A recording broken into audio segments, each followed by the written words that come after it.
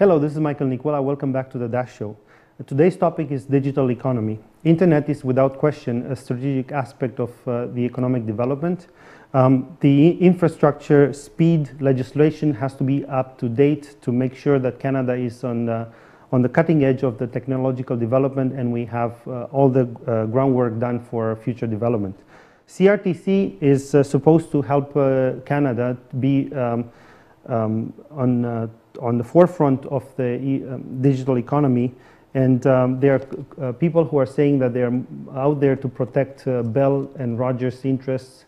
The recent attempt to impose a usage-based billing on Canadians that stirred an uproar in Canada. This and much more in this segment. Enjoy the show.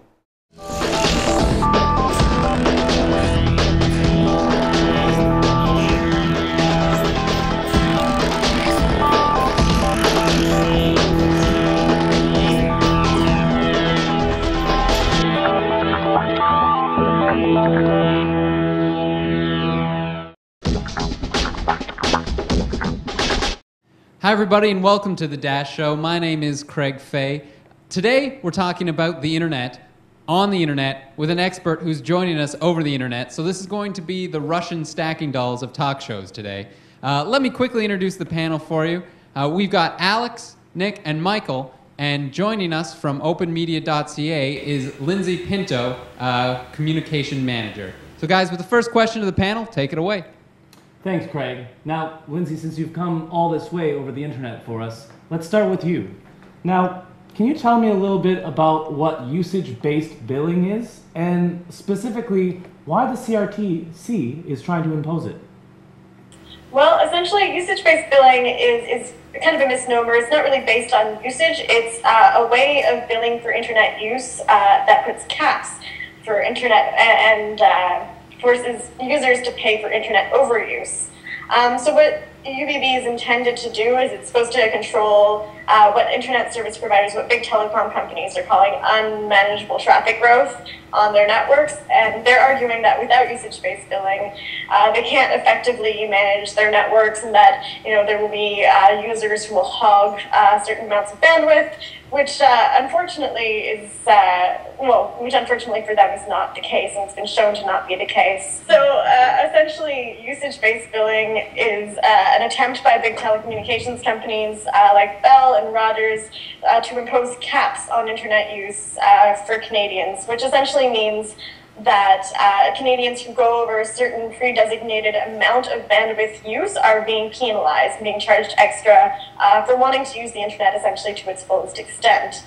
The reason internet service providers like Bell and Shaw and Rogers want to do this kind of thing is that they argue that there's network congestion and that certain users are taking up too much internet.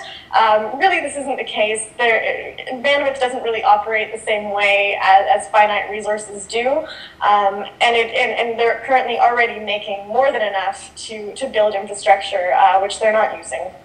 So if the big companies are the winners here, who are the losers? Is it the small and medium internet service providers? What will happen to them in the near to long-term future, do you think? Well, the decision on usage-based billing that was made earlier this year was essentially to put it across the entire internet service market, which essentially means that smaller internet service providers would be given less autonomy. It means that there would be no competitive check on the market because of that, which means that Canadians would essentially be forced to pay more based on the whims of big telecom companies. So this is bad for competition in the internet service market. It's bad for online services that depend on Canadians wanting to use the internet for innovative purposes that sometimes require more bandwidth. And it's bad for Canadian families, Canadian students, anybody who can't afford to get online or who is already paying some of these outrageously high prices to get online and can't afford to pay more. It's also bad for anybody who has to deal with Bell or Rogers customer service. So I got a question for you, Michael. Success in the digital economy depends on being the first mover. So my question to you be, how do you think Canada ranks on a global stage against other countries such as Romania, India, and others? Yeah, that's a very good question. Last time I checked a few months ago, there's a website that measures the average download and upload speed on the infrastructure, and Canada was ranking number 60, and that was like shocking. Like we used to be in the top 5, and the reason that is because Canada has our infrastructure is kind of old compared to other countries, and we failed to upgrade it, and we failed to upgrade it because our market is actually a monopoly between Rogers, Bell, the large companies, and there's no competition, so there's no incentive. These companies can increase prices on us. We have nowhere else to go. Whereas countries like South Korea, which is the leader in infrastructure upload-download speed, Romania, their infrastructure is brand new. So it's a optic fiber, and of course they've got the newest and the best. But that's not an excuse for us, and it really doesn't give Canada an advantage on the economic battle on the internet, which is a strategic aspect of the future development. So proper laws are a key part of a function of a digital economy. So a question to you, Michael, would be, what legislation are in place right now to protect small businesses, individuals from scams such as phishing? That's an excellent question. If we're talking about digital economy, but our legislation is not up to date. Internet started as a university experiment, and it wasn't taken seriously as a business, as a medium to conduct business until recently, and we are still not up there. The laws are not there to protect yet, to protect businesses and consumers from scams like phishing. Those are scams where somebody pretends to be somebody else. They are copying websites, and they're trying to fool you into giving them usernames, passwords, credit cards, so they can steal from you. For some reason, our legislation does not treat that as the non-internet fraud. Email, for example, it is illegal in Canada to open somebody's envelope, like physical mail. However, opening somebody's email, that falls nowhere. It's a gray area. I mean, you could argue that it's also mail, but it's not physical mail. So the legislation is not there. So not only we need to upgrade our infrastructure to make it ready for the next economic development wave, but we also have to bring our legislation up to date to make internet a more secure place for the businesses to conduct their business, government as well. Online Party of Canada is proposing online voting, and actually Elections Canada is taking that into consideration. But the first question is it safe? And because our legislation is not updated, we are now lagging a bit behind. So I would say our elected officials, the Parliament, they have to consider this, because without question, internet it's an important aspect of the economic development. We have to be up there. We need more online prisons, is I think what we need. Yeah, that too. I don't know how that works, but yeah, that's something to consider. Now, Lindsay, I'm no tech expert, but from what I understand, small to medium ISPs use the same cords and wires, if you will, that are provided by Rogers and Bell across Canada. Is that correct? That is correct. So essentially, we have a market that favors incumbents. So the companies that originally laid down the infrastructure while they were crown corporations or while they were heavily subsidized by the public, that have now gone on to take over what is estimated to be between 94 and 96% of the market, which means that there isn't very much competition in Canada for internet service provision. So this essentially means that small independent internet service providers aren't as independent as they might seem. They have to purchase access to big telecoms infrastructure in order to provide a competing service. And now, because the price of internet service isn't regulated, their competitive check is the only thing that really keeps prices down for consumers. And that competitive check is thoroughly compromised by the fact that they often lack autonomy in terms of the ability to control their own speeds and the ability to control their own prices, which is partially why usage-based billing is so problematic. It spreads that a uniform pricing system that price gouges consumers across the entire internet service market. So what you're saying then is that the tax structure that allowed Rogers and Bell to build all this infrastructure that was paid for essentially by us now keeps us as the consumer from picking from a competitive marketplace because they now have this tax sheltered, if you will, monopoly. Exactly, and because they've privatized all of this internet service, we also have a problem with rural and remote broadband rollout. While the federal government is making some small moves to subsidize that, really we're very far away from what we need in order to get the rest of Canada connected and to make sure that Canadians have the quality of internet access that will allow them to participate along with the rest of the world. We're not doing very well on a global scale. Nice to see our tax dollars at work.